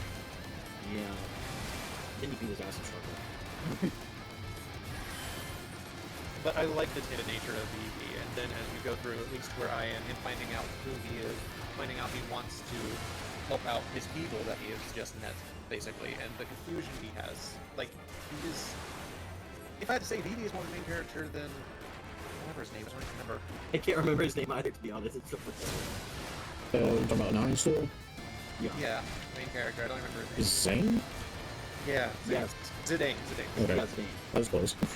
You're close. For somebody who's never played it, I almost remember the main character's name. And Shrix and I both, but that just shows how like forgettable he is as an protagonist. Like, even Vaughn's more memorable than Zidane. Yeah, I mean, like maybe a very shitty protagonist, no one forgets Vaughn. I just remember Zidane being Monkey Boy Goku. The thing is, he's still classified as a human with a tail. That's it. He's still classified human. Okay then. Yeah. He's about as human as Goku is. His race, when you look at his status, is tailed human. The Sora was supposed to be tailed human as well. Thank God it wasn't. Weird. Oh, do you not know the original concept for Sora? No. Remember, I'm not as near as much deep as everyone even got into it more recently, so. Before Sora became Sora, he was meant to have like a chainsaw weapon, and he was like sort of like lamish with a tail under it. And Mora was like, no.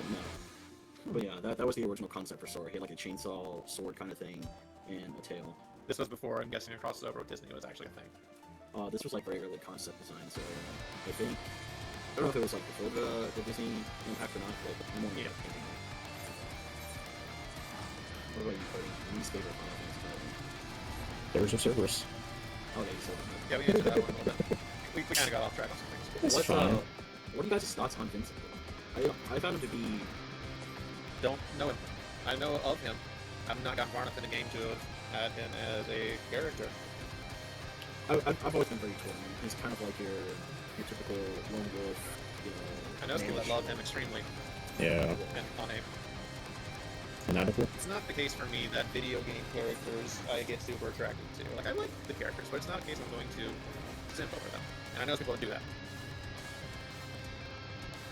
That's fair. I guess that's more my asexual side on that one, I guess. I put Vincent in the game because he's a big little here. And in terms of looks, Vincent is definitely up there. Like, I give him a solid 7 out of 10. But not knowing his character enough, not knowing his background, I guess Dirge of Cerberus gives me that. I can't say much on him. Dirge of Cerberus gameplay just felt like it wasn't optimized well in my opinion. Look, it's been 20-something years, I think, since I played Dirge of Cerberus. I just remember it was on PS2.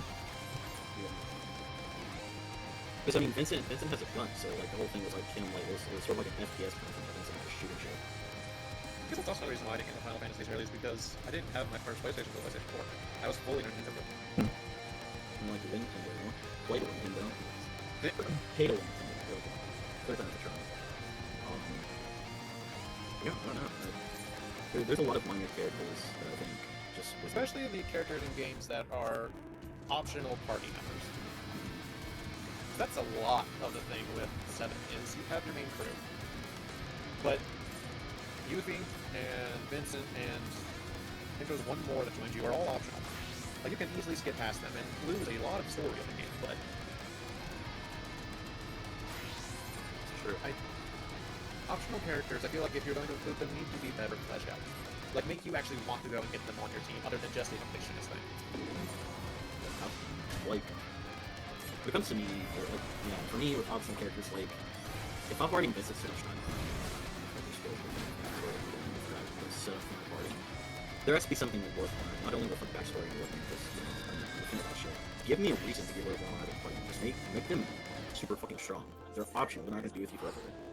So give me a reason to like get rid of one of my actual party members for a short period of time to go out my way for this character, you know? Yeah. Fuck, I can't think of any more questions. Only thing that I can think of as question-wise, and this is something chat can answer as well, for the Final Fantasy series, what do you want to see done with future games? Like certain mechanics you want added in. I've already answered one of those, was the relationship status stuff, like where it affected your stats and things.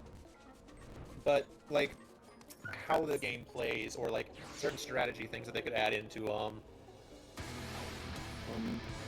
have to think in terms of like mechanics of future strategies.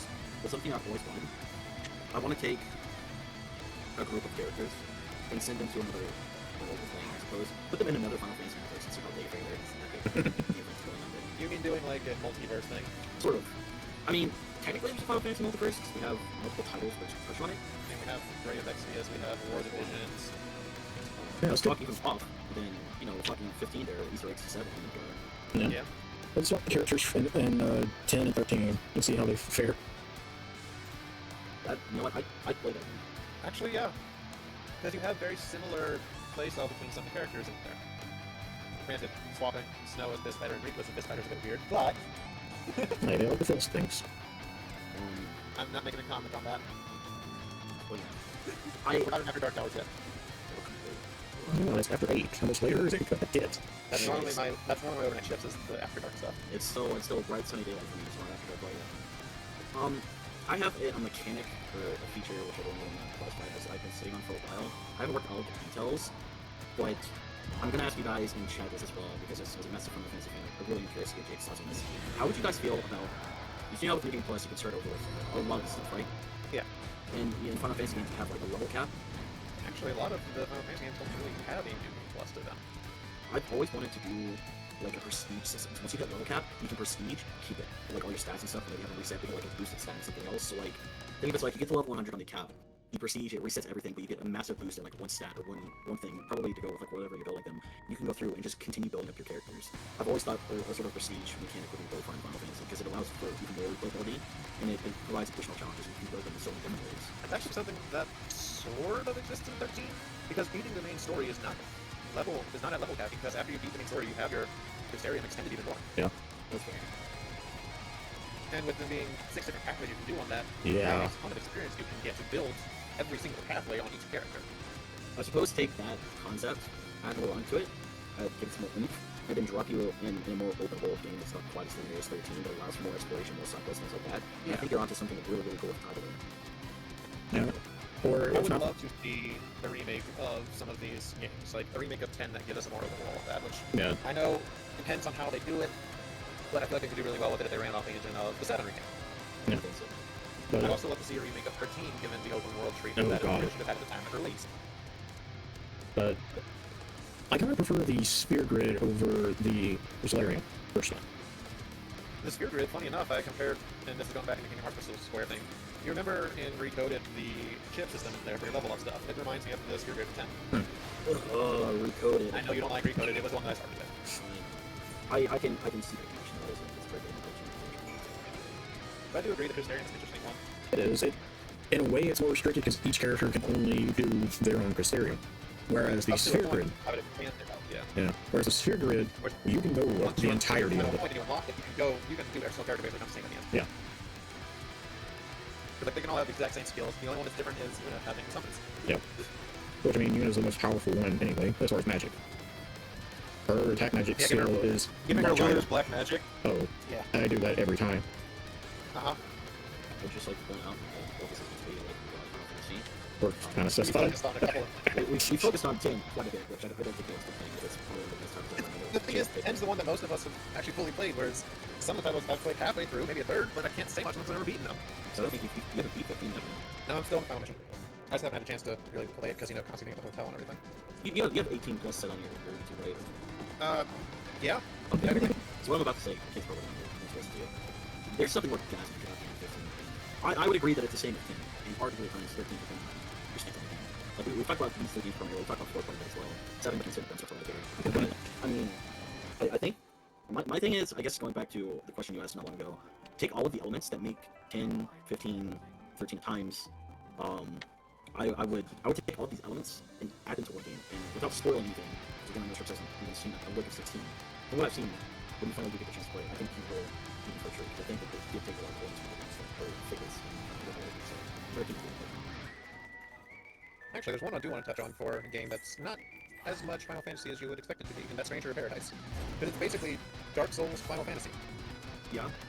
The way that the combat is done in there, and the level up systems for it is, while yes, Final Fantasy, it's so unique, and it's something that I wouldn't mind seeing replicated. Like, I've heard 16 has some aspects of that, like the respawning things, but I can't say that's true or not, because of course I played it, and I'm not going to say anything because spoilers. I can't say I've actually played Stranger of Paradise. I would recommend it. It's definitely different. Definitely on the harder side, because of it having the Dark Souls aspect to it. Well, since I've got the community challenge of play a Dark Souls-esque game, Technically, that can count. I'd like to pick you guys' brain on a certain title that I admittedly never finished. I just couldn't bring myself into it. I may be misremembering the title and butchering it here. Shrix, I think we talked about it before you put it wrong. Final Fantasy Type Zero? Yes, which is actually in the same world as 13. Well, you guys just touched on it with pacing and everything. I couldn't get into it personally. I have done 2 missions of it. It's a case of I keep trying. It's the same as 12 for me. Like, I like the characters, I like the combat system of it, but the story so far has been kind of lacking to me. Plus the fact that you're given basically 14 characters off the start to switch between on who you want in your party. I was very... It throws a lot of stuff at you, and it doesn't do a good job. Like, keeping the focus. Actually, the very first thing you do in the game is, hey, giant war. What? Yeah, and then you do like a boss fight right off of it, right? Yeah, and then you go into a school setting where you have, like, small classes you do, and then you're given missions after a certain amount of activities you do, and there's not much story between that I can tell. But yeah, Type Zero is in the same world as 13, because it involves the sea and the Archon, things like that. interesting. It was not for me personally. I tried Type Zero. I think I put it on my Xbox One. I honestly really think it I still have it. It's still in my system. I can keep playing it. Just I don't have a system right now. I mean, I talked about hitting Final Fantasy 7 a lot. I've said we're going to get Sprite next to me. That's what I play a long time. Like, fucking Demon Platinum, but I just... It's still the universe that you're not a big fan of. There's nothing, like, redeemable about it. It's so... I don't know why I hate that universe in specific so much. It's not even like I hate all the characters. I love Aerith. You know, I love you, Red 13 to fucking G. Yes. It's fucking Cloud. The fact that he's supposed to be a Final Fantasy villain. Cloud is extremely generic. Yeah. Like, I guess if you played the other games, you got more backstory to him. But it's a case of, if you just go into 7 as your first playthrough, Cloud is this uptight soldier who doesn't show much emotion, barely has a relationship with any of the characters in there except for Tifa, and then he's cold to her. Like, it's Aerith that starts opening his ass up. Kinky? Yeah. I can literally get a kick in the tire. That's shit. I mean, that's more of a reason why I like Lightning, because at least in her case, yeah, she's got the whole soldier aspect. But in her situation, her reason for doing this is saving somebody, whereas it's the first point of it, Cloud has no motivation other than money. Yep, he's a mercenary. And even through what I've done with 7, he's still reluctant as hell to do anything. The only reason he keeps on doing it is because Aerith keeps on pushing him, and you can see a relationship there. I have a fun idea for us to do. Pick one character from some of your favorite titles, and we'll say make a party, one character from each different title or universe, and make a party. Which route are we going with? Because different games have different amount of party members. We'll say 6. We'll say, You mean like a Pokemon team? sure. We'll say a party of 6. 2 of them being like subs that you can swap with optional. Say like a main party of 4 that you can swap out. You mean, okay. Obviously 2 of mine is going to be Rydia and Kane from 4.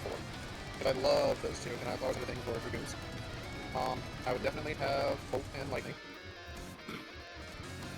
I'm just gonna let Shrix machines My last 2 would probably end up being Aerith and Riku. Yeah, well, pick one from each universe. That was the question. Oh, Which universe? Yeah, one from each title. Jesus. I thought I didn't hear the one from each title. Okay. To be fair, I didn't either. Your answer was so wholesome and like cute, but I didn't want to say anything vague. I was like, yeah, I'll just let him finish and ask him like the original question. This is fine. Kane from 4. Okay. Aerith. I would go with Sylvie from 8. That's 3. Riku. Hope. And Prompto. Fair enough. What about you, Cody? Your dream party. With one for each universe. Let's go Latios. Let's see. I'm technically also 2 from 14 because those are characters that are evil. It's true. Yeah, there's a lot ton of There's a lot characters. of characters in there. I'd say if I chose one from 14, it would have to be, oh god, just hold on. That's entirely fair. Fran. Fran's a good one. Yuna. Probably do Lightning as well. I've forgotten what number I'm on. I think that was... I guess it was one more. We did, for you said Gladio, Lightning, Yuna, and Fran. No, you told me saying something. Okay. So he's at 4 right now. He got 2 more. Alright. God, if I'm not careful, it's just nothing but women. I haven't used pixels on mine. I know. Honestly, I was fixing to say pain, but I was like, wait, fuck. Technically, same universe because 10 2. Yeah. So, Vivi. And... You know, just to be different, Yuffie. That's what I'm recording. I think I would, obviously you guys have my first slot. Novice. I do wear 13. Okay. I'd have Yuna as well. Vivi. The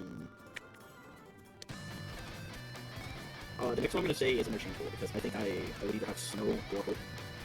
I'd just pick one of the two. I guess it kind of depends on your team. Make up whether you need a magician or a thing. Yeah, probably more of Snow. So yeah, I'd say Noctis, or 13, Yuna, Snow,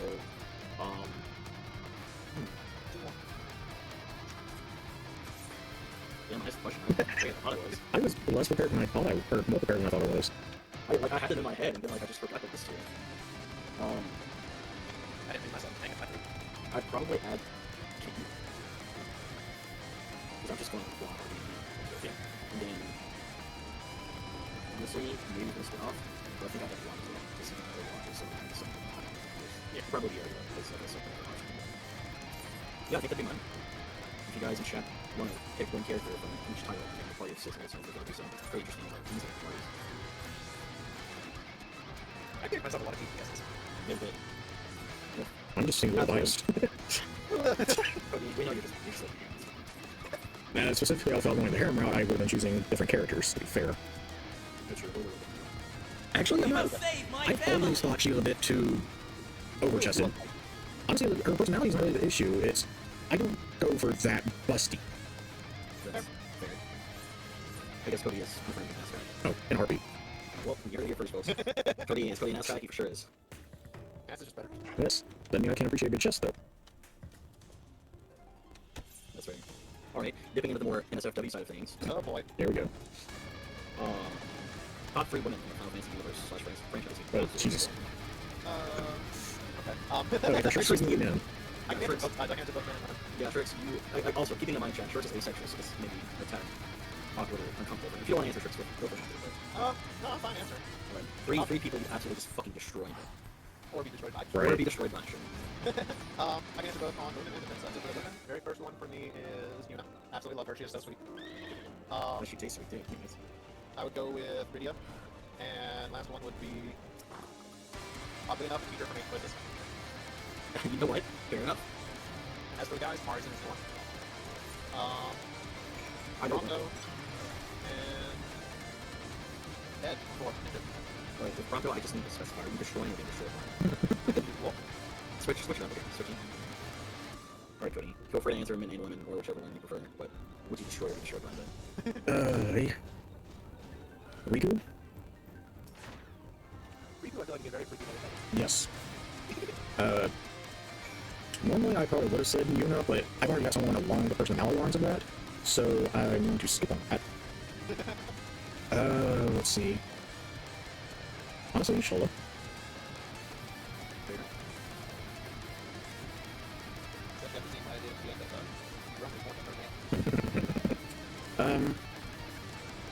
I'm trying to go through all the characters. I'll come back to the women in a moment. Alfier. Oh, Hero. Yeah, he's a number 4. One of the men. No one talks about him, actually. Would you just do a longer version of him? Yeah. Sir. Let's see. Not a whole lot of men in Final Fantasy that I genuinely find attractive.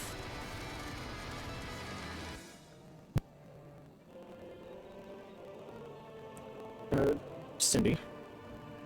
Which is interesting because I don't usually go with blonde. Not that I have anything against blondes, but yeah.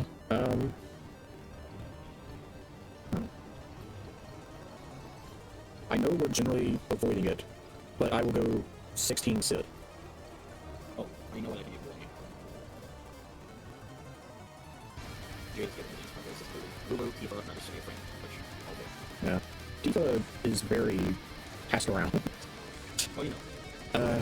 Honestly, between Tifa and Aerith all the way. Oh, yeah, Aerith. Well, it's Tifa the way it And see, I prefer red hair. You know, honestly, there's only one female in the Final Fantasy universe that I would quote-unquote destroy. She's a good reason for her, but it is hard to hide. Ooh, yeah, it is. I feel like she'd destroy you, though. I don't know, man. I think you want to win. You know, She's dominatrix. She's dominatrix. Listen, I'm sorry. you know, Noctis is coming. Okay. Funnily enough, Gladius definitely a black I don't know. Gladio has too much respect for women Yeah. to be arrested with her, but she has so much disrespect for guys, she would break him. Listen, he's got so many scars as a team, you know? Yep. That's Technically, Jet is a dad, but he's a shit dad. Check it. But I would also go Auron over Jet. Oh yeah, no, Orange. Even if you think. Rated worse. I mean, in the case of Final Fantasy X, if they don't move on, then they're still technically alive, but that's crazy. But Cure actually heals him, so kill him. Yeah. I heard a wait for that, but I don't even know what to say. I don't know what it is about people with like silver gray hair, but it's like an instant arrest. If I see someone who's like well groomed, it's like conventionally trying to get silver gray hair, I'm like, I'd smash you up and do it. Chapters on the corporate. Yeah, you know what? I'd smash him. Yes. You know. And I go too. Let's be clear on that. But That's not the topic. I've seen a few fan pieces where someone colored Noctis silver gray and like silver gray hair, kind of like on day, and I'm just like, Jesus, take the fucking deal. Holy. Anyways, that's my. You guys got any not safe for questions? I feel like this is a fun topic to do now. I'm gonna be careful on that one because YouTube does have more restrictions. That's true. Yeah. My actual answer is not. Uh-huh. Whenever there's no celebration, like, but you've got 2 kids. Like, what does that mean? Adoption. Artificial insemination. Yeah.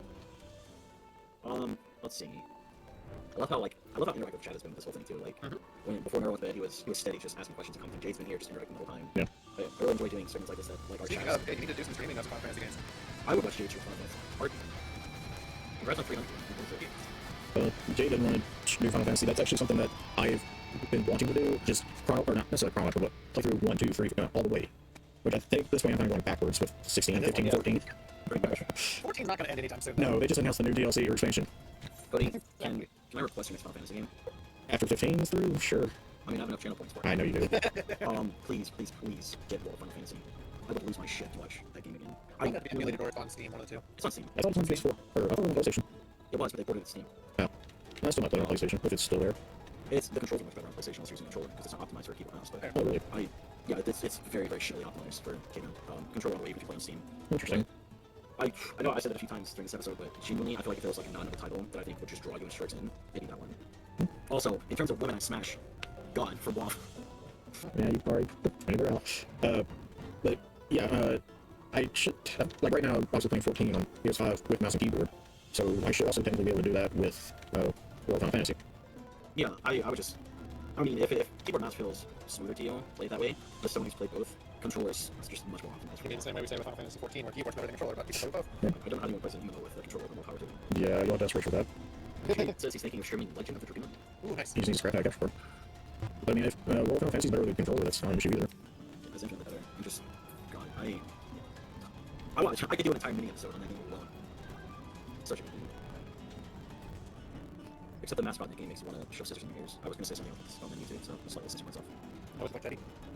So the mascot in the game is a fox-like creature called Tama, and she doesn't quote-unquote speak that English that well, and she literally just adds the at random instances, and she's like, what the, do that, and I'm just like, oh my god, like, it doesn't even make sense. She'll just say the random throughout the entire game. It's incredibly cringe and annoying, and that's one of my only dislikes of the game, because she is a main character, and she is a Certain characters that can just kind of ruin it for you. A lot of people, actually, that's one of their biggest goals when they use Tama. They won't replay the game solely because of her dialogue and her overuse of the word the at random.